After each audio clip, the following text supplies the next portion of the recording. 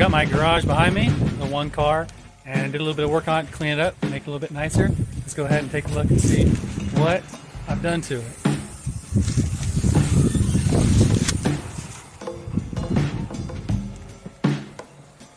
Let's go take a tour.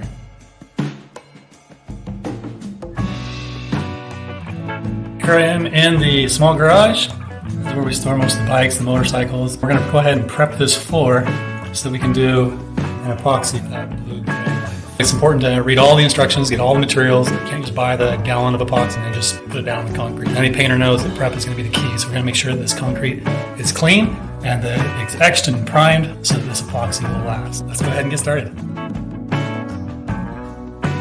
Here we have all the components that we're going to use. Surface prep is key. It's critical to the performance of the product, maintaining adherence to the concrete so it doesn't lift, peel, or pull. So it needs to be clean, dry, free of any dirt, dust, oil, water, grease, and especially if there's oil contamination. We're going to make sure that we do a quick prep, washing it all out. That's where we're going to sweep, get all the grit, and then power wash. Then we're going to go through our quick prep right here. That's going to help etch the concrete and get it ready for adhesion. Here is going to be our lockdown primer. That's going to help to keep from peeling the entire pickup and help with the adhesion onto the concrete. And then we'll go to our epoxy seal, floor paint, and we're going to use our rollers to apply. And we'll do our chip coverings to give it that look with the blue, black, gray, and white.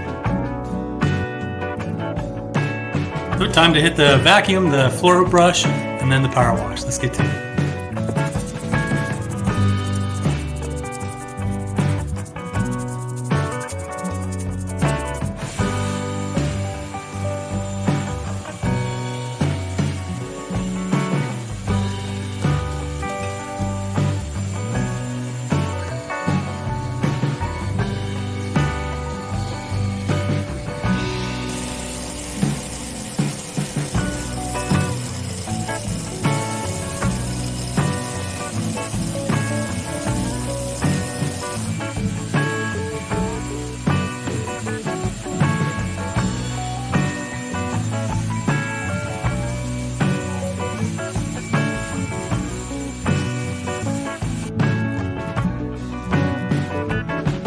Here we are at the next step. We've got our 3-in-1 quick prep. It's going to clean, degrease, and etch the floor, so that way it's got a better adhesion for the paint. So we're going to mix this 1 gallon of quick prep with 1 gallon of water, and then we're going to spot a 10 by 10 area on the floor with our sprayer. Following, we're going to use a stiff bristle brush to scrub the floor and get that etch and degreaser so that we can do its work on the concrete. There's our 1 out of the 2 gallons. We do 2 sections. I'm going to charge this with the compressor. That'll be going.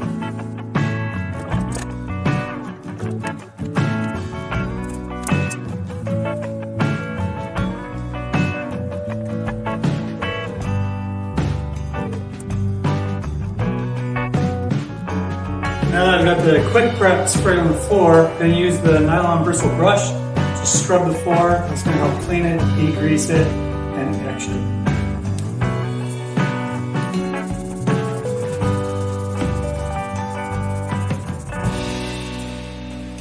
So I'll do that over the whole entire floor, get it good and scrubbed, and then we'll go back and rinse it 3 times to make sure all this solution is on.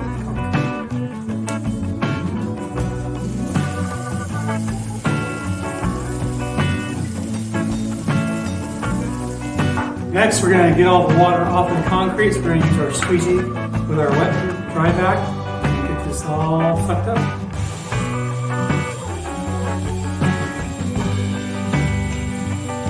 Let's take a look at it. This is after it's been quick prepped, degreaser, cleaner, etcher. And this, I wish I would have showed you beforehand. This was a really bad spot of grass debris from the lawnmower, wet clippings that created quite a stain in the concrete, but from what you can see here to what it was quite the difference. So it's done quite a good job of cleaning all this up. So just let this dry up. This right here, that was some acid that I had from something else that spilled on the concrete. So it's got a rougher surface than everywhere else. But other than that, I had some fuel spill over in this area. And a little bit over here. You can see it. is the floor. We're back the next day. We need to let it dry out. Let's see. Dry, ready to go. So what we'll do is we'll get this primer prepped and on. We have our lockdown primer. This is going to help adhesion of paint to the concrete. So it's going to give that little layer of adhesion for paint to stick right. So this is 1 gallon. It will treat 285 square feet of velocity of concrete. I've got about 200 square feet right here. I'm going to put this away, get my half roller, and start coloring. Let's have a milky color. So it dries and it turns to blue.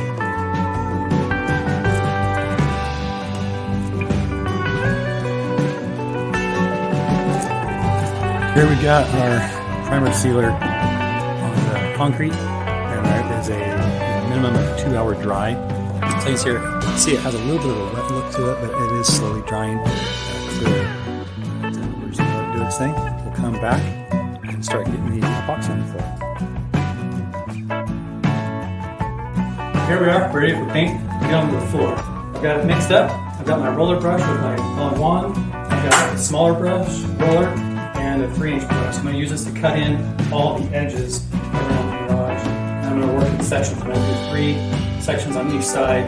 So a total of 6 sections. We'll do some coats, some drying time, coats, and then we'll do the flake on top of that. So let's go ahead and get started. I'm going to use the edge to do the cut in along the wall so I don't get paint.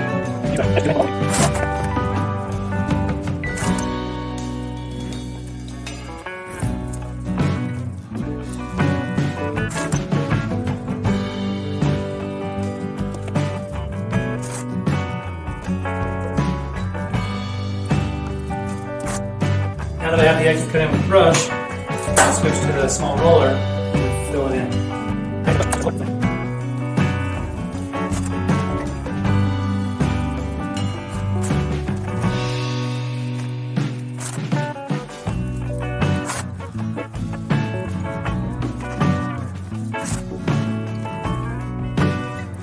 Got at least a really light coat on the edge, and then I'll wait that dry a little bit, get a second coat on there.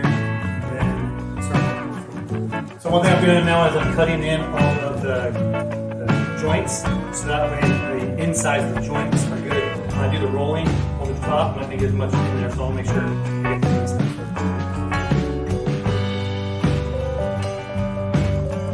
Alright, so the corners are all done, the edges, the curve, the joints. So now we can start putting some first coats onto the paint.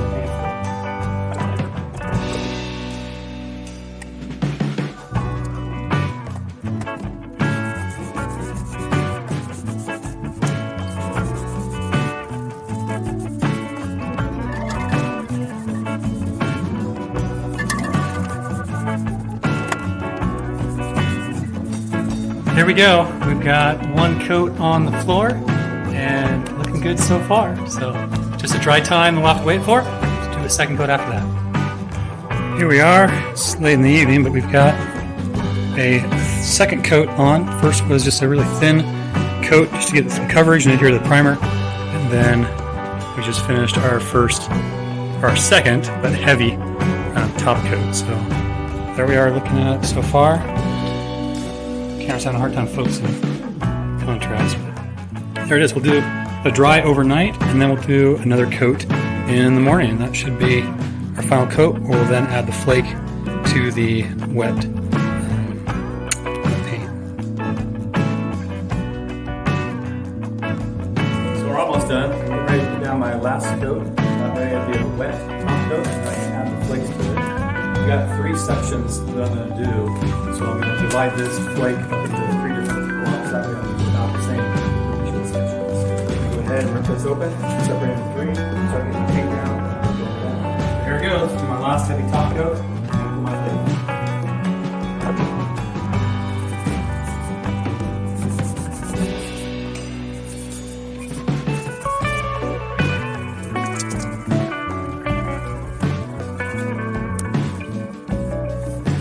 What I didn't do, I didn't cut in the seams yet, so I'm going to brush and cut the seams.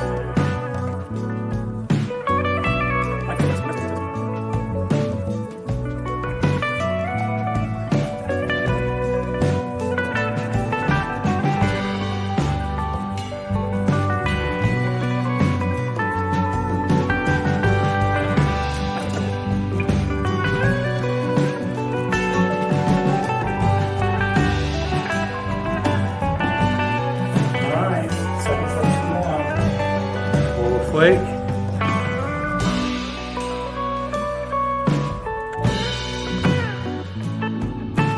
The garage was quite a mess. It wasn't painted at all. It had a really horrible shelf in the back, and so we tore that all out, painted everything. Ceiling, walls, white. Put up this nice underwater mural. And just recently painted and speckled the floor. Put up some nice cabinets to get some storage. And then you'll notice put in overhead shelving.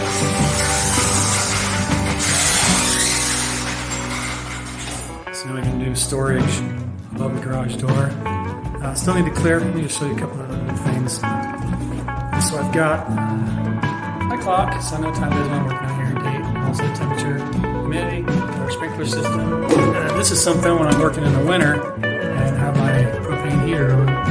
It's a curtain outside. So just a little addition, make it a little bit safer and nicer.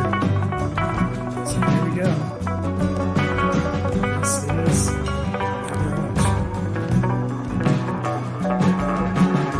As it is to show you a clean, unencumbered garage. Let's go ahead and take a tour of this after it's all done. Everything's back inside. Here we are with the paint and the flake down. Everything back inside, so tools, all the gear and toys. But this is the final. After use for a while, we do have